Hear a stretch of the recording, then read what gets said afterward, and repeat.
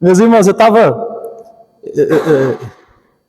preparando para a gente estudar um pouco sobre evangelismo, mas aí como está no final do ano, aí vai ter férias, depois a gente pode esquecer, falei, vamos deixar para janeiro, que janeiro a gente entra com gás total e tem um ano inteiro para queimar.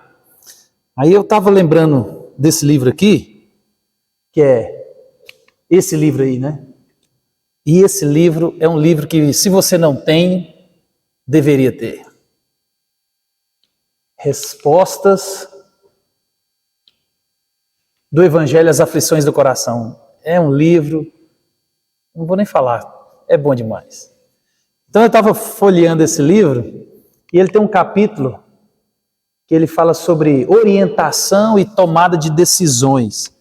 Então é um livraço e eu achei pertinente para nós esse assunto, para que nós somos bons brasileiros, final de ano, a gente precisa de tomar algumas decisões, na verdade, decisão a gente toma todos os dias, você tem que decidir fazer alguma coisa toda hora, mas chega o final de ano, a gente quer organizar, quer deixar de fazer, a gente precisa de tomar algumas decisões um pouco mais importantes, e nada mais do que a gente poder lembrar do que Deus tem para nós a respeito desse assunto.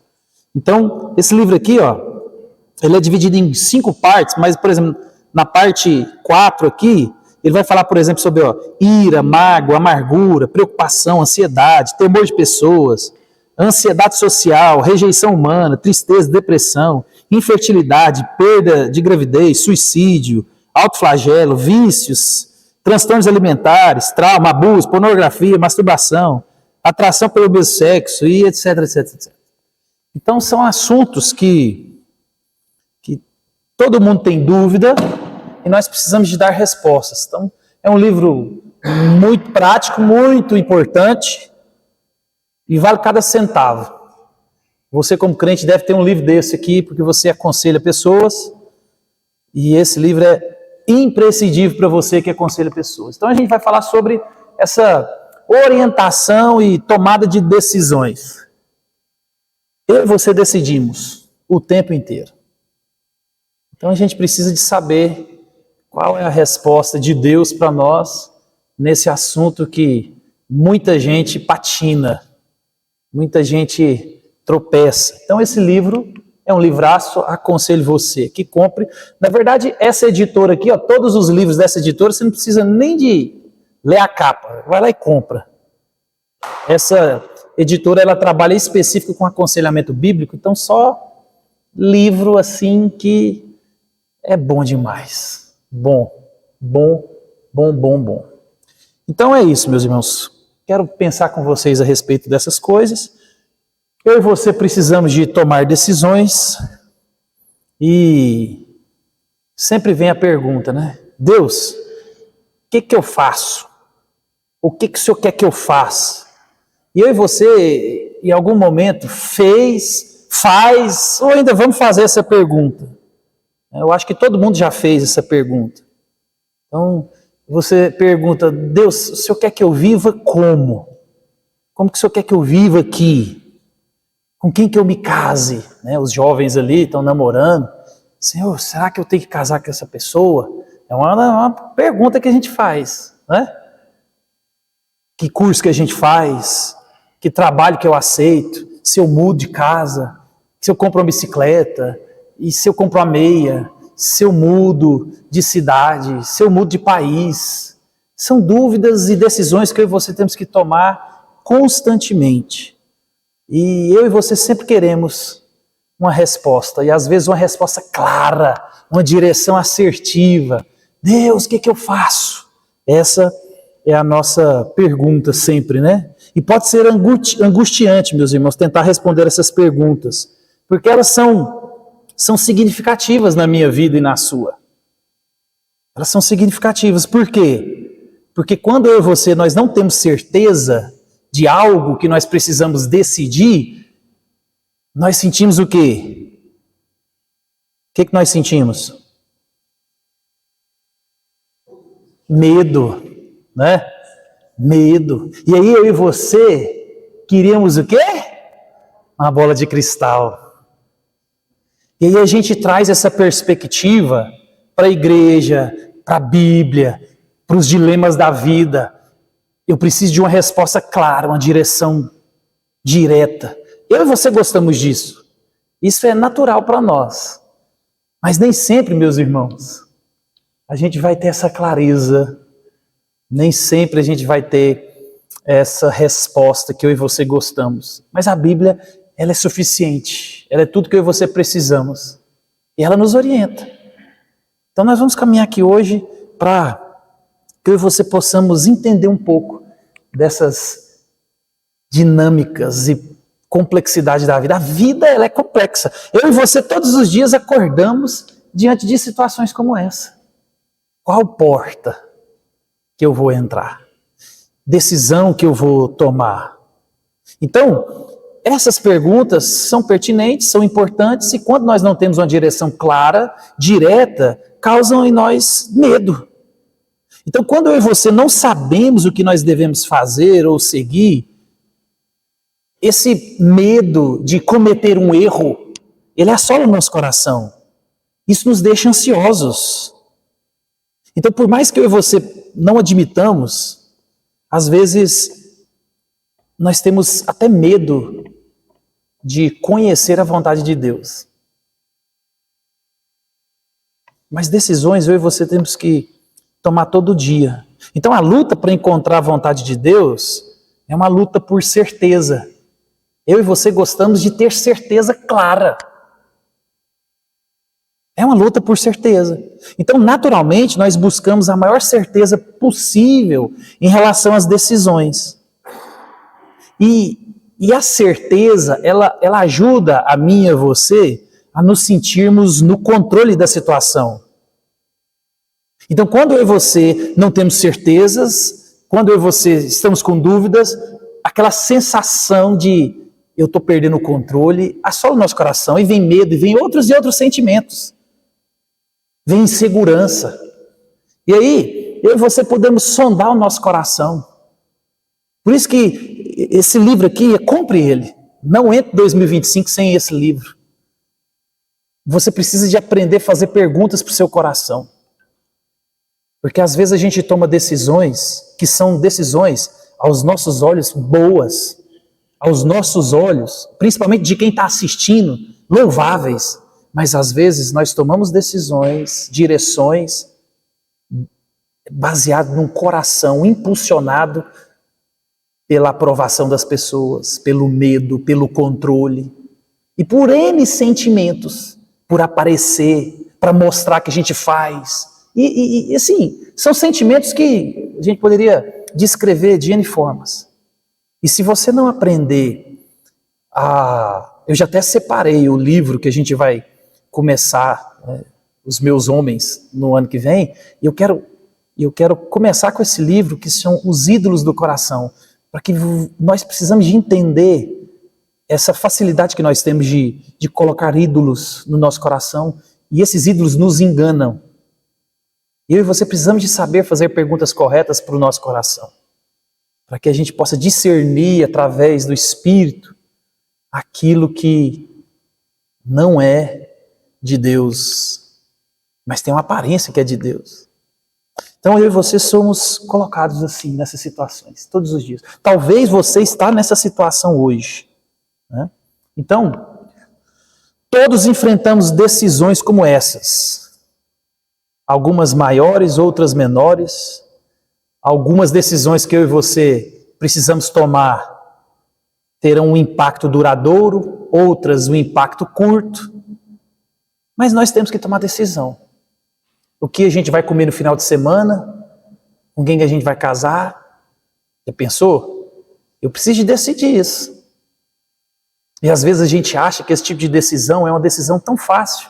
Eu lembro até hoje, eu assim na porta da igreja, eu falava, Senhor, será que eu estou fazendo a coisa certa?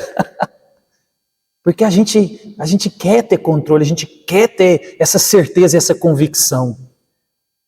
Porque às vezes o nosso coração está apoiado em outras coisas que não a Bíblia, que não as Escrituras, que não Deus. E a gente quer certeza. E as certezas das Escrituras às vezes não servem para nós. Isso mostra para nós um coração incrédulo a respeito daquilo que Deus deixou como baliza, como meios para a gente descobrir. Não descobrir, né? Que eu aprendi essa semana que a gente não descobre a vontade de Deus. Né? Porque a gente conhece. É Deus quem descobre. É Deus quem traz luz. Mas a gente gosta disso.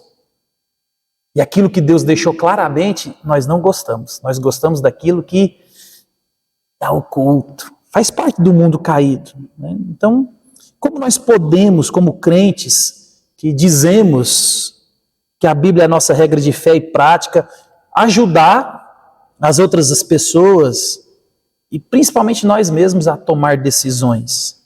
Então aqui, ele vai trazer para nós alguns aspectos e umas perspectivas teológicas. A gente precisa de balizar algumas coisas dentro das Escrituras e depois ele vai dar alguns passos práticos para nós.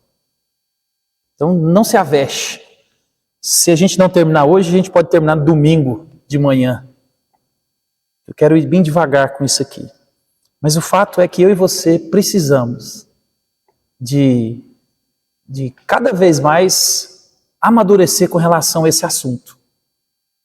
Você tem que repugnar a ideia de um crente menino, um crente que não cresce, um crente que fica patinando. Passa ano e entra ano, você é o mesmo crente. A gente não pode aceitar isso. E o problema não está em outro lugar, a não ser em nós mesmos.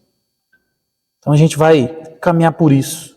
Então, a primeira coisa que eu e você precisamos de entender é distinguir a vontade soberana e a vontade revelada de Deus.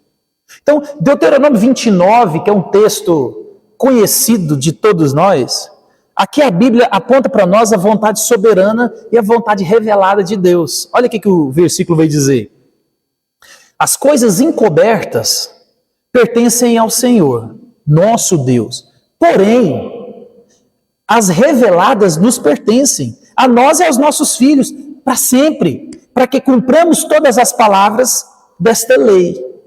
Então, existem dois tipos de conhecimento: coisas secretas, coisas escondidas de nós, e coisas reveladas, coisas que nos foram dadas.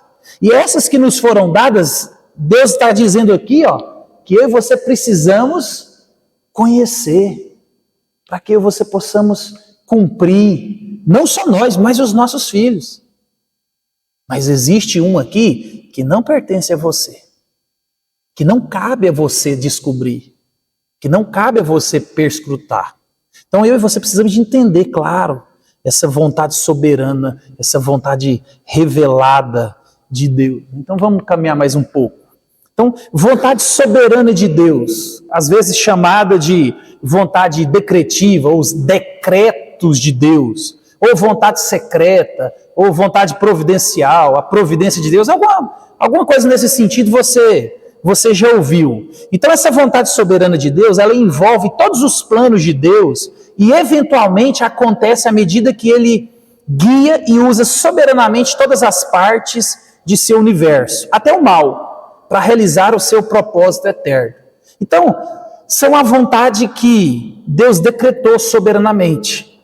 Ele decreta, por exemplo, na Bíblia, que Ele elegeu um povo antes da fundação do mundo.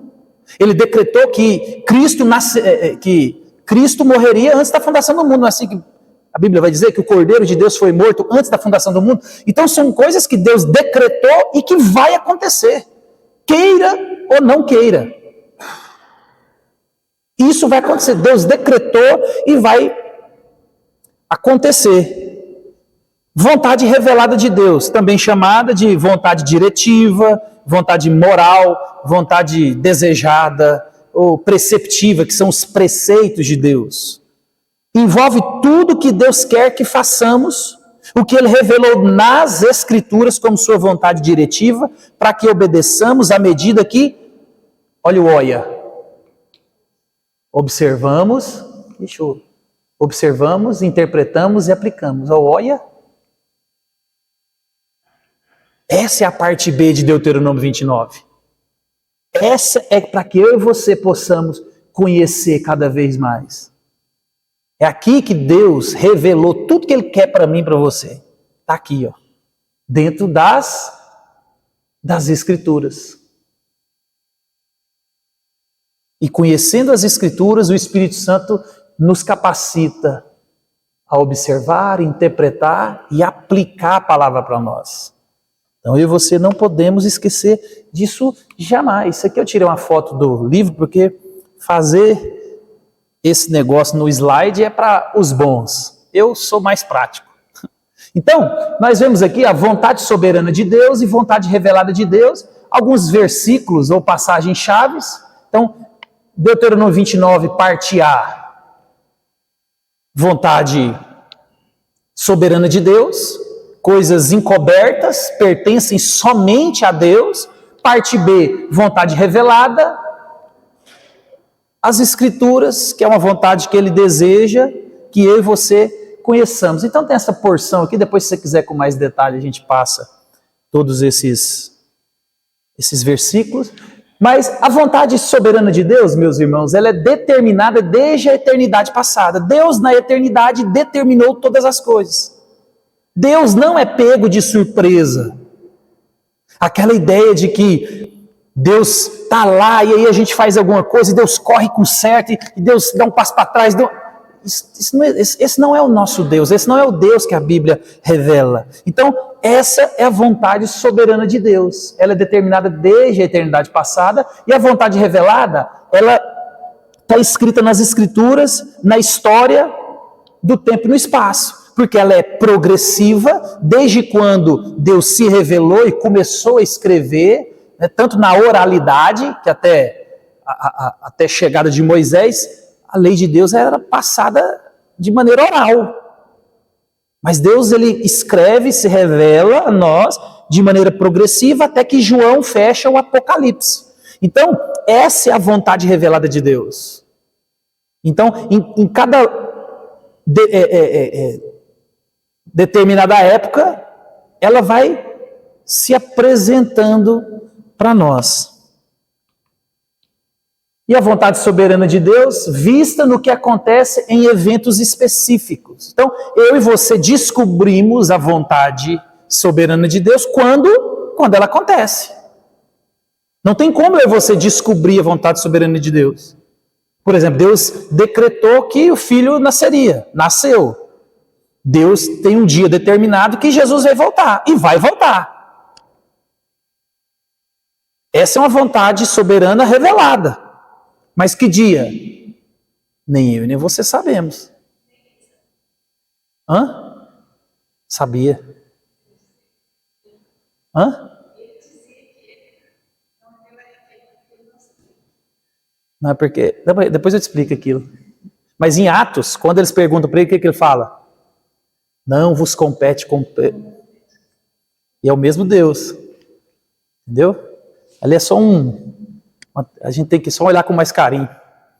Mas tem gente que pensa mesmo, já tá vendo? Nem Jesus sabia. Mas então a vontade soberana, a vontade revelada é vista nas diretrizes e ordens gerais nas Escrituras. Então, a vontade soberana de Deus inclui o mal. Em que sentido? Coisas ruins. Então Deus manda um tsunami, Deus manda um terremoto, Deus manda um exército, Deus manda doença, não é assim? Peste, doença, guerra. Deus pode fazer isso. Na verdade, Deus fez e Deus faz.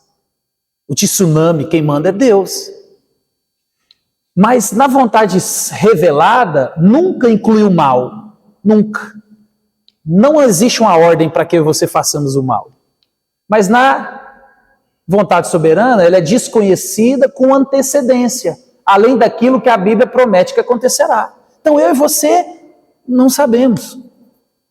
Tanto é que quando você lê os profetas, eles profetizavam, algumas visões Deus dava para eles, mas você vê que os próprios profetas parece que eles não enxergavam e não entendiam com tanta clareza. Por quê? Porque a revelação ela é progressiva. Mas a vontade revelada, ela é conhecida com antecedência em todos os tempos. Nós temos a vontade revelada de Deus. E está aqui, ó. De Gênesis a Apocalipse. Mas essa aqui eu não gosto não, pastor. Compra de capa amarela, capa vermelha, capa dura. problema é que a gente não quer saber dessa verdade. A gente quer saber da parte que não compete a mim e a você. Não é verdade? Então, buscando a vontade revelada e conhecível de Deus. Essa que Deus nos autorizou. Essa que está revelada. Essa que você temos que buscar conhecer, buscar crescer, amadurecer. É essa. Essa está livre para mim e para você. Então, a Bíblia direciona toda pessoa a amar a Deus e ao próximo. É uma vontade de Deus. Então, qual que é a vontade de Deus? Que você ame a Deus sobre tudo e todos. E o próximo. Outra vontade revelada e conhecível de Deus: obedecer a Cristo, adorar a Deus, glorificar a Deus, temer a Deus, agradar a Deus, viver para Cristo, caminhar no amor, na luz e na sabedoria de Deus. Então, isso tudo está de forma clara, revelada para nós nas Escrituras. Então, como que alguém sabe como amar a Deus, obedecer a Jesus e agradar ao Senhor? Paulo, ele esclarece para nós isso, lá em 1 Tessalonicenses, capítulos 4, 1 e 2, ele vai dizer assim, ó: finalmente, irmãos, nós vos rogamos e exortamos no Senhor Jesus que, como de nós recebestes, quanto à maneira que vos deveis viver e agradar a Deus, e efetivamente estáis fazendo, continueis progredindo cada vez mais. Então, os leitores de Paulo, meus irmãos, eles sabiam como agradar a Deus. Como? Baseado nas instruções apostólicas que ele dá, na autoridade que Deus deu aos apóstolos. Então, Deus ordena que nós conheçamos e façamos a sua vontade revelada. Aonde que ela está encontrada? Nas Escrituras. Como de nós recebestes. Deus vai dizer que vocês permaneçam na doutrina dos apóstolos. O que Deus requer dos seus dispenseiros é que eles sejam encontrados fiéis. Então essa é a vontade que Deus quer que eu e você conheçamos. Essa é a vontade que Deus quer que eu e você aprofundamos. Busquemos. O problema é que talvez, por causa do dilema da vida, não é a vontade que eu e você gostamos. Então o que isso quer dizer? É vontade de Deus que todos cheguem ao arrependimento. Vontade de Deus. É vontade de Deus que todos nós sejamos cheios do Espírito, que nós cresçamos em santificação. É vontade de Deus que sejamos submissos, que viva no serviço de Deus, que dê graças. Então, se essas descrições marcam sua caminhada com o Senhor, o John MacArthur escreve um livro, ele vai dizer: faça o que você quiser. Então, às vezes, você precisa de tomar decisões, buscar orientação. Então, a Bíblia vai dizer isso aqui, que são parâmetros de uma cerca para você caminhar. Então, se você tem buscado a vontade de Deus, está cheio do Espírito Santo, santificação, é submisso, está vivendo no serviço a Deus, olhando para todas essas coisas, você faz o que você quiser. Você pode tomar uma decisão livre, porque você está enquadrado, baseado nas Escrituras. O problema é que, às vezes, a gente quer uma direção assertiva. Que carro que eu compro? Você compra um Corolla XEI 2.0 lá em Cuiabá, na garagem tal, na rua tal. Aí a gente até arrupia. Nossa! É isso que a gente quer. É isso que a gente quer. E a gente não vê isso nas Escrituras, a gente vai caminhando aqui. Né? Então, a gente precisa de entender isso, meus irmãos. E qual que é o papel do Espírito Santo na orientação das tomadas de decisões? Ele é Deus, ele agora habita dentro de mim e de você. Então é importante a gente entender isso aqui. Ó. Alguns cristãos ensinam que o Espírito Santo de Deus dá ao seu povo orientação direta quanto à tomada de decisão sem a Bíblia. Você não vai encontrar isso na Bíblia. Não existe isso na Bíblia. Eu vou orar aqui e o Espírito Santo vai me falar. Não existe. Não tem. E isso é disseminado para as pessoas. Eu estava pensando nisso aqui, eu nunca tinha pensado, né? Falei, rapaz, e é verdade. É por isso que às vezes alguém busca pessoas de oração, que quer tomar decisão, fala, vamos lá para fulano, para ciclano, vai orar e vai falar alguma coisa para nós. Mas a Bíblia não te ampara. A Bíblia não coloca o Espírito Santo no lugar de alguém que dá uma direção fora das Escrituras. Afinal de contas, aí a gente olha, por que as pessoas pensam nisso? A Bíblia vai dizer que o Espírito Santo levou e conduziu Jesus ao deserto para ser tentado. Mas nós temos que entender que Jesus ele tinha um relacionamento singular com o Espírito Santo. E esse evento da tentação parece um evento explícito e exclusivo da missão redentora de Jesus. E a gente acha nas Escrituras, se você vai lá em Romanos 8 e Gálatas 14, ela descreve que eu e você devemos andar e ser guiados pelo Espírito. A Bíblia fala isso. Mas lembre, nós que estudamos o OIA, a gente observa, interpreta e aplica as Escrituras dentro do contexto que Paulo está orientando a igreja a andar e ser guiado pelo Espírito. Ela está falando dentro de um contexto de crescimento cristão, de aperfeiçoamento, de santificação e não de tomada de decisão. A gente não vê isso nas Escrituras. Então, como então o Espírito Santo guia o seu povo? 3 maneiras relacionadas à palavra de Deus: inspiração, iluminação e santificação progressiva. Então, inspiração. Então, em certo sentido, o Espírito Santo é quem escreveu a Bíblia.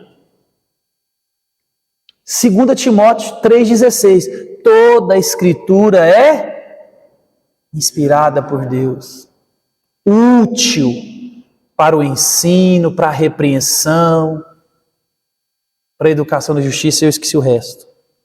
2 Pedro vai dizer que nenhuma profecia ou escrito da Bíblia foi dado por vontade humana, mas veio diretamente da parte de Deus. Então o papel do Espírito Santo em nos guiar é aquele que inspirou as Escrituras, ele também nos inspira. E ele nos ilumina, porque ele é o autor. Então ele abre os nossos olhos para que eu e você possamos compreender as Escrituras. Não é aqui, em 1 Coríntios, que Paulo vai dizer, as coisas espirituais discernem espiritualmente. Você precisa do Espírito Santo infundir luz no seu coração, luz na sua mente, para que você possa compreender as Escrituras. Quantas pessoas que conhecem a Bíblia, mas não têm a iluminação do Espírito? Então, o Espírito, ele inspira, ele ilumina para que você compreenda. E através do quê? Da santificação progressiva. Então, o Espírito nos dá o desejo e o poder de crer e obedecer à Bíblia. Esse é o papel do Espírito, meus irmãos. Esse é o papel claro. Eu e você precisamos de entender e crescer nessas verdades.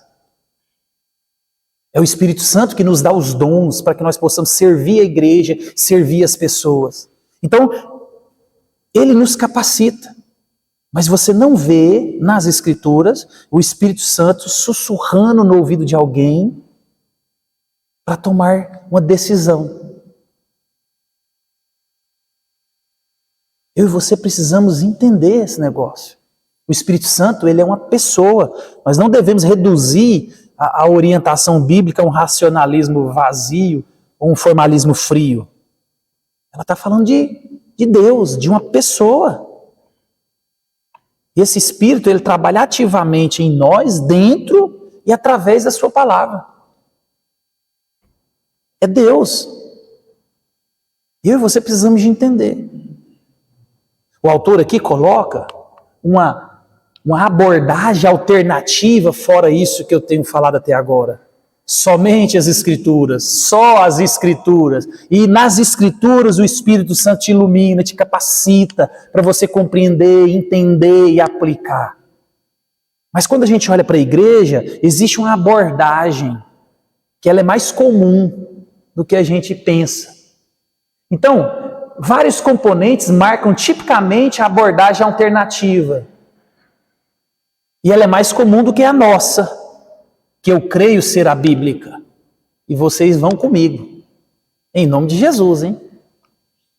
Então, qual que é essa primeira abordagem, o primeiro aspecto dessa abordagem?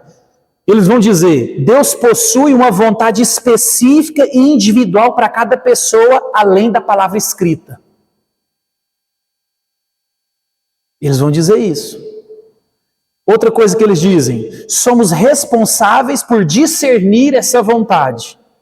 Terceiro, Deus revelou a nós essa vontade específica e individual. E quarto, Ele usará vários meios para isso, como oração, conselho de outras pessoas, as circunstâncias, as portas abertas ou fechadas, os sinais, para que eu e você possamos conhecer essa vontade e essa direção de Deus. Então, mesmo que alguns sejam adeptos dessas abordagens, essa visão ela não abarca o ensino correto das Escrituras. E a gente vai ver por quê. Ele vai trazer 6 implicações, porque essa não é a melhor leitura das Escrituras nesse assunto. Então, a primeira, por que que isso não é a maneira correta da gente olhar? Essa visão não distingue entre a vontade soberana e vontade revelada de Deus. Ela pressupõe a existência de um terceiro sentido de vontade de Deus, uma vontade individual revelada. Ou seja, você sai do escopo de uma vontade soberana de Deus, uma vontade revelada de Deus, e você coloca uma vontade individual que Deus tem e que você precisa de conhecer. Então isso é perigoso. Segundo, essa visão não fornece o critério bíblico para distinguir decisões importantes, como escolha do cônjuge e decisões menores, como, por exemplo, a escolha de um carro. Ela pressupõe que Deus possui uma vontade diretiva para nós em todas as áreas específicas da vida. E tem muita gente dentro da igreja, pessoas que a gente pode dizer maduras, que não fazem nada sem uma direção. Por quê? Por causa de um pressuposto. Não, tudo que eu vou fazer, Deus tem uma direção clara, correta para mim. E aí, por exemplo, Deus ele vai falar a respeito do casamento, que você tem que casar com crente. Essa é a vontade de Deus para o seu casamento. Mas você não quer isso. Você quer saber se é o João moreno de 1,80 m, ou a Dona Maria, linda de olhos verdes. Então observa, você ultrapassa o limite do que Deus colocou para mim e para você. Não serve eu saber aquilo que Deus revelou sobre você casa com crente. Você ama a esposa, você é submissa ao marido. Deus te deu um presente que é a virgindade. Você entrega para a pessoa que você vai passar o resto da sua vida. Não, isso não serve, isso aí é banal. Eu quero saber daquela pessoa, se é ela que eu tenho que casar. Porque Deus tem alguém específico para mim e eu preciso de descobrir. Então observa, esse pressuposto faz com que você pense essas coisas. E você escafuncha essas coisas que não têm base bíblica. E deixa o seu coração temeroso, deixa o seu coração cada vez mais duvidoso. A gente vai ver aqui, por causa de quê? Então, terceiro, essa visão, ela minimiza a pauta de Deus para nos tornar sábios e para santificar nossas crenças e desejos. Meus irmãos, lembra, Deus é um Deus todo-poderoso, amoroso, gracioso. Se eu e você acreditarmos que Deus tem uma vontade específica para a minha vida em todas as áreas, e eu preciso de descobrir, você minimiza isso. Porque a dinâmica da vida, onde Deus quer fazer com que você cresça, e aí Ele vai santificar o que você crê, vai consertar suas crenças, Ele vai reformar, santificar, redimir os seus desejos impuros em desejos puros. Então, quando você pensa que Deus tem em todas as áreas, em todos os aspectos, uma coisa específica, você passa por cima desse aspecto que Deus deixou para nós. De que durante a caminhada da fé, Deus vai nos santificando, Deus vai nos tratando, Deus vai nos moldando. E a gente vai crescendo. Ela pressupõe que crentes que acreditam na Bíblia e são cheios do Espírito precisam de alguém além do Espírito de Deus trabalhando através de sua palavra. Em última instância, o que você está dizendo é que a Bíblia não é suficiente. Olha, a Bíblia vai dizer, ela é suficiente. Lembra disso, meu irmão? A Bíblia ela é suficiente, ela está querendo dizer que ela é tudo que você precisa. Talvez ela não é abrangente. Ela não vai trazer a resposta específica da direção que você quer. Ela não é abrangente nesse sentido. Mas ela é suficiente. Então, quando Deus diz assim, ó, a Escritura ela é suficiente, então toda direção que eu preciso tomar, de toda ideia que eu preciso ter para me tomar rumos, a Bíblia ela é suficiente. E se você não pensa assim, você sempre está esperando um algo a mais de Deus. E aí você pode entrar no meio de encruzilhadas, em meio de matos. Como a gente vê isso aí, tá aí para a gente ver, internet, na rua, não precisa nem de comentar exemplos aqui, porque vocês conhecem do que eu estou falando. Por quê? Porque às vezes a gente esquece de que tem uma Escritura e ela é suficiente. Ponto. Se Deus falou que é suficiente, ela é suficiente. Então Deus nos deu a sua palavra e por meio do seu Espírito, Ele está nos treinando para aplicar essa palavra à nossa vida diária à medida que buscamos a sua ajuda. Esse processo requer fé de nós. Me coisou ali, ó. A Geninha fala que eu tenho TDAH. Então esse processo requer mais fé de nós do que esperar que Deus nos envie um roteiro detalhado do que fazer em cada situação. Olhe para você ver, meus irmãos, vai acompanhando o meu raciocínio.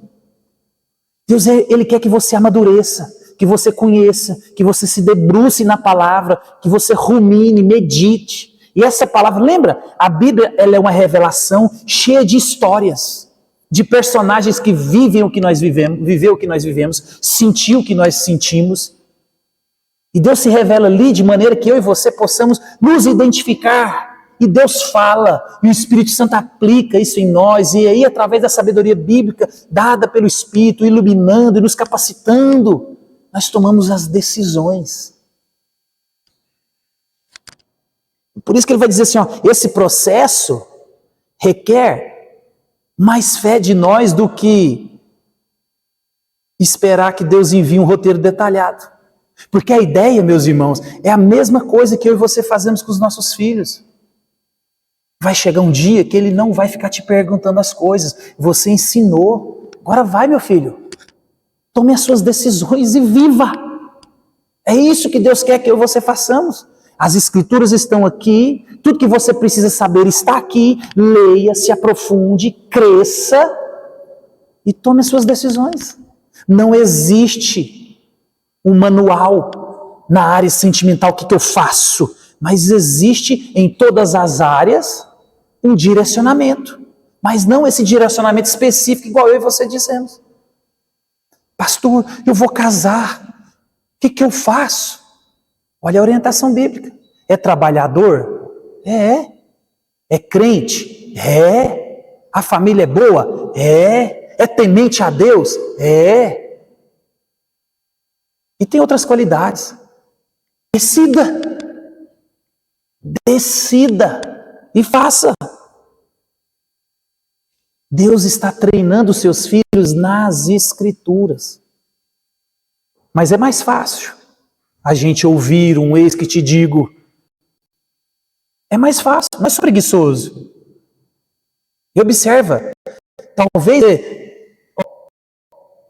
eu vou falar um caso da minha família. O meu primo, ele casou com uma pessoa, porque o grupo de oração da igreja disse, Deus falou que essa pessoa pode casar. E quando você dava um passo para trás da situação, não precisava de ser muito inteligente para falar, não vai que é fria. Mas porque você sai do escopo da sabedoria bíblica, que Deus revelou, que você tem que conhecer e crescer em conhecimento, e você se apega no o Senhor me disse. Então esse é o terceiro motivo, porque aqueles pressupostos são perigosos. Um quarto. Essa visão enfraquece a confiança do crente nos propósitos futuros e soberanos de Deus na vida dele. Porque a cada vez mais que você precisa dessas certezas, desses direcionamentos tão assertivos, você vai perdendo a confiança num Deus de coisas que ainda vão acontecer, porque a vida é dinâmica, a vida ela é complexa. Então ela pressupõe que as escolhas erradas nos fazem perder o plano A de Deus e nos condenam ao plano A. Então lembra, é isso que eu e você gostamos e a Bíblia não nos dá margem para isso. Porque quando você pensa que tem uma estrada correta para todas as decisões, eu tenho que casar com o Zé, eu tenho que morar em tal lugar, essas coisas diretivas, você cria na sua cabeça que existe o plano A, e se você não fizer o que é o A, sobrou para você o B. E aí você fica doido. Você fica doido. Quinto, essa visão nos isola de perguntas legítimas de amigos sábios que podem levantar a respeito das nossas decisões. Então, observa, esses pressupostos nos colocam numa sinuca de bico. Se você é mais maduro, você tem até intimidade com a pessoa, mas aí esse pressuposto te isola de alguém que está até perto de você de fazer perguntas sábias para ponderar. Por quê? Porque quem que vai... Eu já disse isso para vocês, né? Eu não questiono, Deus falou e está doendo. Não tem uma máquina para medir dor. Se você falar para mim que está doendo, e se você falar para mim que Deus te falou, opa, meu irmão, se Deus te falou, por mais que eu tenha convicção que Deus não usa esses meios ordinariamente, né? A gente não pode colocar Deus numa caixa de sapato, mas se você falou que Deus te falou, meu irmão, vai com tudo. Vai com tudo. Então eu e você precisamos de uma abordagem mais humilde, e aí ela nos convoca às tentativas e convida os outros crentes a sondar o nosso raciocínio. Porque se você vai, Deus me disse, Deus confirmou, eu estou sentindo, você exclui aquilo que a Bíblia vai dizer que o seu coração ele é enganoso. Não é bom agir sem refletir, peca quem é precipitado. E se você vai com esses pressupostos, é o que ele está dizendo aqui, aquelas pessoas que são sábias e podem até te ajudar. Igual não adiantava a gente falar para fulano, não casa que é fria. Mas o grupo de oração da igreja disse, Deus falou. Então lá. Separaram, filho, aquela negócio, a cena é a mesma. Por quê? Porque quando você sai do escopo que Deus deixou, você dá margem para tantas coisas. E aí você fica vulnerável. E aí aquela palavra que Deus colocou na Bíblia, ela é suficiente. Sexto, essa visão nega a autoridade exclusiva e a suficiência das Escrituras. Meu irmão, quando você decide duvidar e buscar outro meio que não seja as Escrituras, você está duvidando de Deus. Porque Deus falou, é aqui, nesse livro. Tudo que você precisa saber para tomar decisões está aqui. E quando você busca essa vontade fora daqui, você está dizendo, Senhor, a gente faz isso, não faz? Não, eu entendo. Não, eu confio. Mas... Então observa a sutileza do engano do nosso coração. A gente canta, a gente diz que as Escrituras é tudo que eu e nós precisamos. Nós amamos a nossa Bíblia, mas ela só serve quando a gente acha que serve. Ela só é suficiente quando a gente acha que ela é suficiente. Então, ela pressupõe que precisamos de revelação à parte da palavra de Deus. E normalmente através das seguintes atividades e experiências. Então, olha para você ver. Quando você desacredita das Escrituras, aí você vai precisar de se apegar a alguma coisa. Nós somos esses seres pecadores. Lembra? Nós precisamos de certeza. Nós precisamos de nos apegar a algo. Então, se aquilo que é o que Deus deixou para nós nos apegarmos, nos envolvermos, amarmos e conhecermos, se a gente duvida, aí a gente vai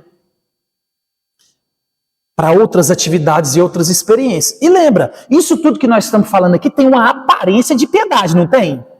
Tudo aqui tem aparência de piedade. Olha aqui agora, principalmente isso. Olha, quando a gente sai das Escrituras, olha que aparência de piedade. Oração. Não, as Escrituras não servem, vamos para a oração. Aí lembra, aquele pressuposto lá atrás. Você acha que o Espírito Santo vai te falar alguma coisa através da oração. E aí a gente esquece que a Bíblia apresenta a oração como uma maneira de quem falar com Deus? Não de Deus falar com você. Você já viu isso? Eu estava lendo essas coisas, eu liguei para um amigo meu, eu falei, rapaz, estou em crise. Nunca vi isso, eu nunca pensei nisso aqui na minha vida.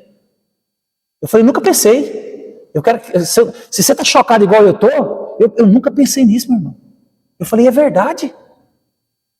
A Bíblia me fala que a oração é para Deus me escutar, não para Deus falar comigo. E eu falei, meu Deus do céu. Olha. Mas se as Escrituras não são suficientes, vamos para a oração, que é um meio piedoso. Mas a Bíblia diz que ela é um meio de graça. Deus te ouve através da oração, fala com você através da... E aí ele usa o corpo para nos esfolar, para nos dar o abraço, para nos dar o direcionamento, para nos exortar, para nos consolar, para a gente aperfeiçoar. É a sabedoria, é o corpo, é a direção, mas não serve para nós. Mas lembra, de novo, olha que meio piedoso. Aquela pessoa que ora, que demonstra uma intimidade com Deus. Meu irmão, eu não estou querendo zombar disso aqui não. Isso aqui é simplesmente imaturidade bíblica, imaturidade teológica. Porque a gente se apega na coisa, no místico, naquilo que é oculto, que Deus não revelou. E é bonito esse negócio aqui. É bonito. Nós falamos com Deus na oração e Deus fala conosco por meio de sua palavra. É por esse motivo que devemos pedir que Deus ilumine para nós o significado e a aplicação de sua palavra. Eu e você devemos entender o pedido por sabedoria diante, olha o contexto, diante das provações, peça sabedoria. Peça sabedoria. Seja praticante, não somente ouvintes, enganando a vós mesmos. Então, quando a gente sai do escopo que a Bíblia delimita para mim, para você caminhar, olha tanto que a Bíblia olha tanto que Deus é bom. Deus está querendo colocar eu e você para caminhar num lugar seguro. É seguro caminhar aqui. Se confia aqui, ó. Mas eu e você gostamos de soltar a mão. A gente vai caminhando para o fundo. E a gente vai caminhando para o fundo.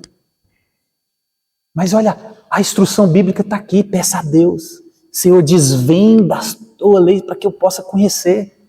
Para que eu possa aplicar, para que eu possa entender. E obviamente, à medida que oramos, o Espírito de Deus pode nos levar a pensar mais claramente acerca da verdade bíblica. Você vai ser colocado todos os dias diante de situações que a gente pode dizer sinuca de bico. O que eu faço? Não tem letra A, B e C. Acertou a A, porque as outras eram erradas. Não tem isso. Existe uma sabedoria bíblica que Deus vai te municiando, que Deus vai te dando com oração, com leitura, com culto, com comunhão, e você vai usando todos os meios que Deus dá para que você vai tomando decisões sábias.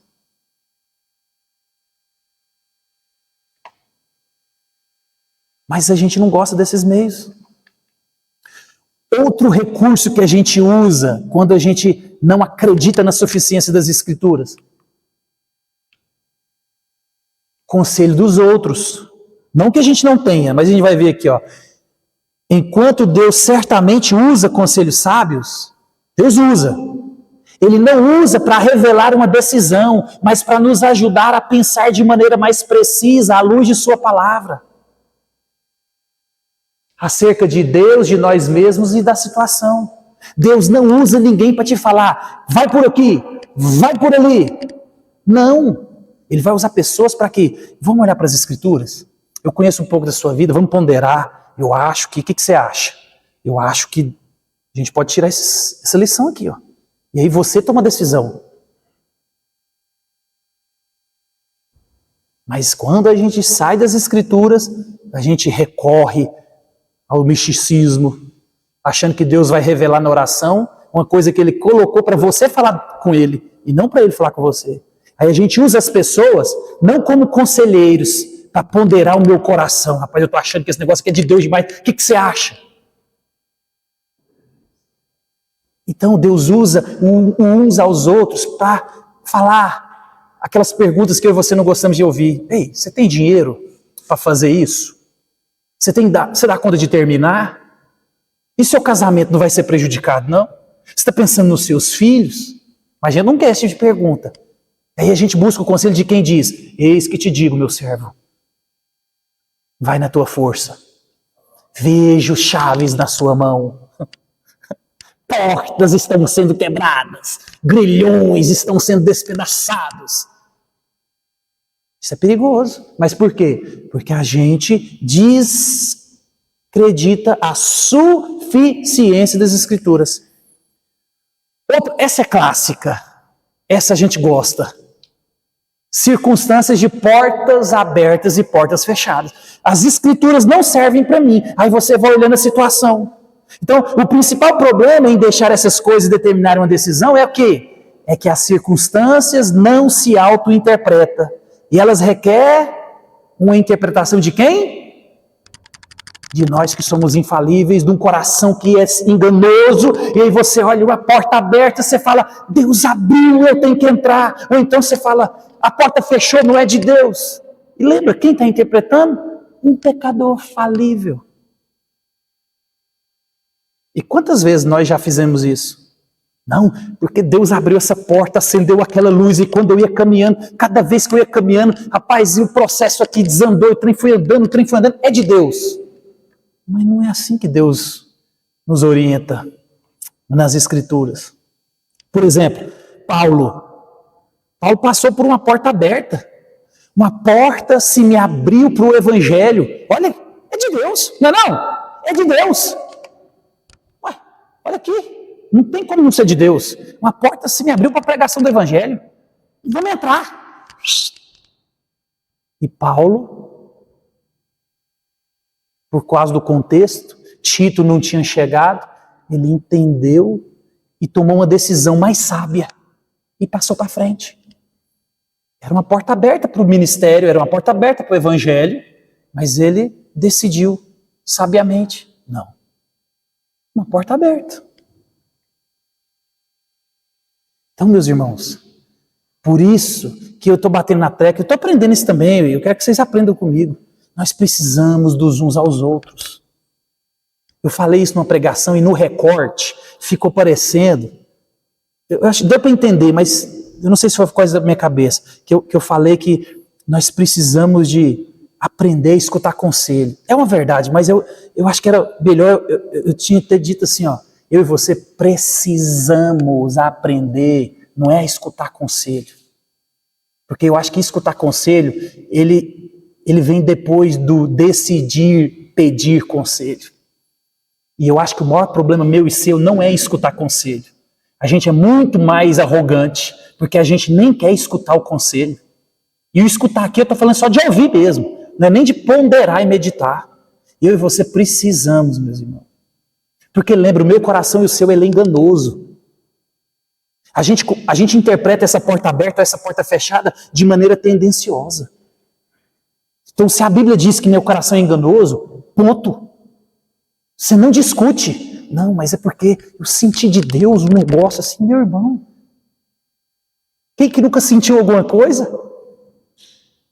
Então eu e você precisamos de entender. Aí tem um ditado popular que diz que portas abertas podem conduzir ao poço do elevador. Por quê? Porque a gente está apegado nas portas abertas ou fechadas. E eu e você precisamos de começar a aprender a buscar conselhos. Busque o conselho da palavra de Deus. Busque o conselho de crentes que entendem de coisas que você está buscando direção. Mas não caiam nessa, desse misticismo bonito, porque isso é bonito, soa piedosamente, mas não é bíblico. É bonito, mas não é bíblico. É por isso que muita gente que vive nesse meio, até hoje, vive com o coração pesaroso, duvidoso. Por quê? Porque não traz certeza. Então, meu irmão, é as Escrituras.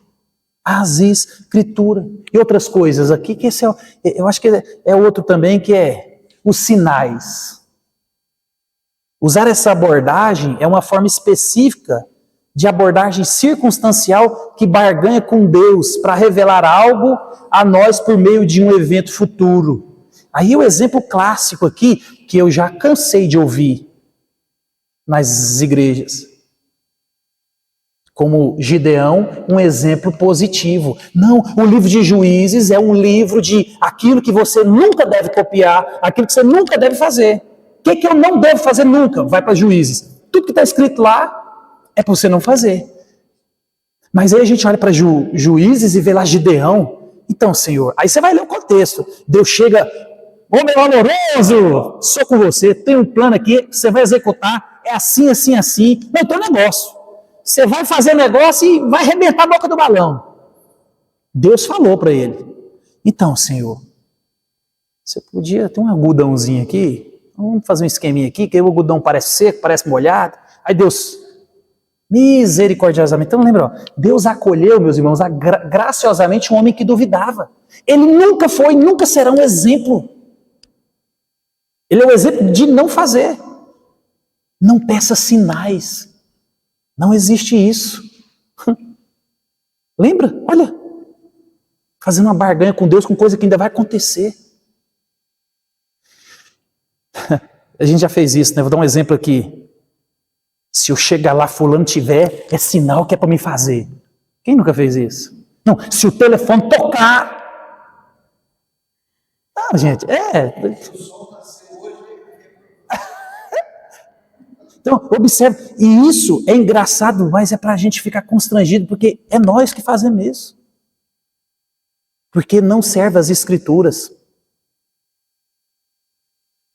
E a gente, Senhor, você podia dar um sinalzinho. Aí você fala para Gideão. Não, imagina, Deus falou para Gideão, é assim, assim, assim. Então, Senhor, sabe como é que é? Então, meus irmãos, eu e você precisamos de entender. Eu vou parar por aqui. Que a estrada é as Escrituras. Você não tem todas as respostas. Você não terá todas as respostas. Você vai precisar de tomar decisões sábias baseadas na revelação que Deus já deu, naquilo que Ele espera. Conheça, se aprofunde. Mas não espere respostas claras, porque senão eu e você mais uma vez esquecemos de que nós vivemos pelo quê? Eu li um artigo e esse autor escreveu isso aqui, eu achei magnífico. Eliminar a luta com nossas incertezas é eliminar a necessidade de fé. Meu irmão, a fé nesse Deus, a confiança nesse Deus que disse que viria buscar, que estaria comigo e com você todos os dias, que não nos iria abandonar, que deu as Escrituras para que eu e você possamos nos santificar e conhecer cada vez mais Ele através das Escrituras. Mas eu e você, nós queremos clareza, nós queremos certezas. E como que você vai colocar e caminhar na fé? Paulo ele vai dizer, ó, eu e você, visto que nós andamos por fé e não pelo que vemos, pois o justo viverá pela fé. Meu irmão, a vida é complexa e eu e você precisamos de tomar decisões sábias, confiar na providência de Deus. Então tome direções sábias, baseado na palavra, no conselho do pastor, de amigos crentes que te amam. Pondere, porque nem toda decisão é 1 mais 1 é igual a 2. É por isso que tem muita gente que não gosta de mexer com a agricultura. Porque o fator confiança, incerteza, não tem como você separar. Não tem. Você não sabe se vai chover. Você não sabe se vai chover muito. Você não sabe se vai vingar, você não sabe se vai colher. E é assim, desde quando Deus colocou o negócio para funcionar. É por isso que nós vivemos pela fé. E as Escrituras, meus irmãos, é a estrada, é a baliza, caminhe por ela. Não ultrapasse a linha dela, porque senão seu coração fica pesaroso. Você vai precisar de tomar decisões. Você vai precisar de casar. Mas a Bíblia vai dizer, você precisa de comprar, você precisa de vender. A Bíblia fala como que eu devo ser como marido, como que eu devo ser como filho, como que eu devo ser como servo. Ela fala como que eu devo ser como patrão, como que eu devo ser como funcionário. Ela fala tudo que você precisa.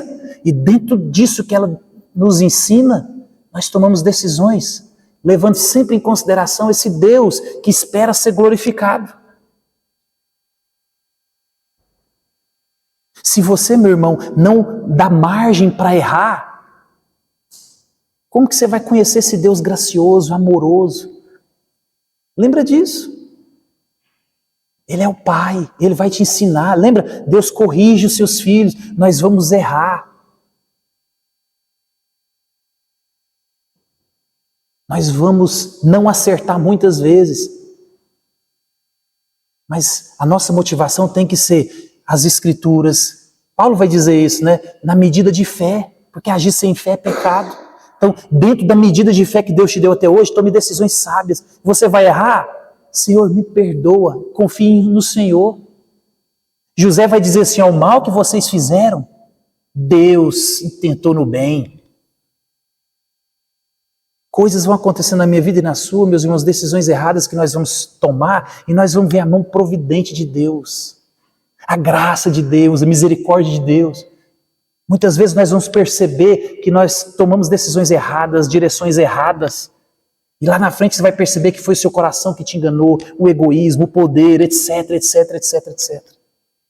O problema é que quando a gente se distancia das Escrituras, nós ficamos vulneráveis a essas decisões incorretas. As pessoas querem sair da igreja, por exemplo, eles não perguntam. Querem mudar de cidade, não perguntam. Não pergunta para Deus. Olha para as Escrituras. Não, mas eu vou ganhar mais dinheiro. Tá, mas e a família? Que Deus mandou você como sacerdote cuidar, prover, educar, ensinar. Não, o salário é bom, mas eu vou só passar 2 dias por mês em casa. Mas o salário é bom, é de Deus. Você está vendo que a gente pode ver muitos sinais? Olha, eu estava orando por essa porta aberta. Eu estava vendo um testemunho de um irmão, ele casou com uma mulher que tinha um filho e ele estava desempregado. Rapaz, essa família estava passando um aperto. E aí ele arrumou um emprego em outro estado. O sinal, sabe aquela porta que abriu? Um emprego bom, salário bom, ia resolver o problema da família. Só tinha um problema. Precisava da autorização do pai da criança. E aí o pai não dava. E tá certo, ele é pai, né? E aí o cara ponderou, orou, falou, não é de Deus. Vou esperar. Então observa. Vai ter um desajuste na minha família. O meu filho que eu adotei, que é filho da minha esposa, que ela ama, eu não posso tirar ele aqui, ó. Eu sou provedor, eu sei, mas se eu fizer um negócio desse aqui, eu vou arrumar um problema lá na frente. Eu que tenho que cuidar, eu que tenho que prover, eu que tenho que minimizar. Aquilo que dá para você minimizar, você minimiza. Isso é sabedoria de Deus. Ele é o sacerdote, ele tem que dar 2 passos na frente. E depois de um pouco tempo, Deus abriu outra porta na mesma cidade e tudo se resolveu. E Deus, meus irmãos, usa essas coisas para nos provar, para mostrar onde é que está o nosso coração. É por isso que eu digo para vocês, a maioria dos sofrimentos nossos aqui não foi porque Deus olhou para mim e para você e falou assim, eu vou te dar um pouco da experiência que eu fiz com Jó. Não foi. A grande maioria dos nossos temores, dos nossos medos, das nossas dores, é porque eu e você tomamos direção errada, decisões erradas e fizemos coisas erradas, sem consultar a Deus, sem consultar a igreja, sem consultar as Escrituras, sem consultar. E aí a gente é tão orgulhoso que a gente fala, deu errado porque o inimigo se levantou. Não. Então lembra, não existe A mais A. 2A, 1 mais 1, 2. Não. A vida ela é complexa. Deus não nos descortinou. Não faça isso. A partir de hoje, em nome de Jesus, aquilo que Deus encobriu é dele. Não mexa naquilo que é de Deus. Use a sabedoria das Escrituras, que Deus colocou nas Escrituras, por meio do seu povo, por meio da igreja, para você tomar decisões sábias. Mas não entre na estrada que Deus proibiu. Não põe a mão na maçaneta onde Deus falou, essa porta é fechada, ficará fechada e não é de vocês entrarem. Porque muitas pessoas, e a gente pode falar que a gente conhece gente próximo de nós, que estão amargando, porque colocaram a mão na maçaneta da porta que Deus não deixou ninguém entrar. Querendo descobrir uma vontade que Deus nunca autorizou. Nós vivemos pela fé, confiando nas Escrituras, nesse Deus, que nos orienta através da palavra. É a palavra, ela é suficiente. Então toda vez que o diabo tentar colocar uma dúvida no seu coração, meu irmão, lembra disso. Ela é suficiente. Fique com as Escrituras. Isso é viver pela fé. Senhor, eu não estou dando conta de acreditar, mas eu vou ficar aqui. Eu vou ficar parado. Porque alguma coisa me diz que é melhor. Porque lembra disso. A coisa é complexa. Dúvida vem, insegurança vem. Mas é nessa hora que a gente exercita a musculatura da fé. Na próxima, talvez domingo, a gente fala da parte prática, então, como que a gente busca as decisões sábias através dos meios que Deus deu, os 6 passos. Mas lembre disso, meu irmão, nós vivemos por fé e não por vista. Você não vive sabendo de nada. A única coisa que você precisa de saber é que Cristo te salvou, te redimiu e voltará. E o resto, conheça a palavra. Coma a palavra. Amém? Vamos ficar de pé?